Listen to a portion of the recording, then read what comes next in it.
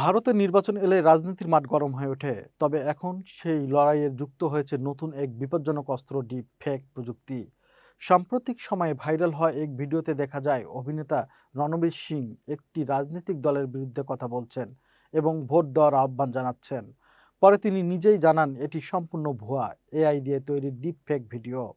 একইভাবে টার্গেট করা হয় আমির খানকে। একটি ভিডিওতে তাকে রাজনৈতিক প্রচারণায় দেখা গেলে মুম্বাই পুলিশ মামলা করে। আর তার টিম স্পষ্ট জানায় তিনি কখনো কোনো দলের হয়ে প্রচার করেননি। দক্ষিণী তারকা আল্লু অর্জুনও রেহাই পাননি। তার পুরনো ভিডিও সম্পাদনা করে রাজনৈতিক রং দেওয়া হয়। শুধু তাই নয়, রাশমিকা মান্দানা, ক্যাটরিনা কাইফ ও আলিয়া ভাটের মতো অভিনেত্রীরাও ডিপ ফেকের শিকার হয়েছেন, যেখানে বিষয়টি পৌঁছেছে ব্যক্তিগত সম্মানহানির পর্যায়ে।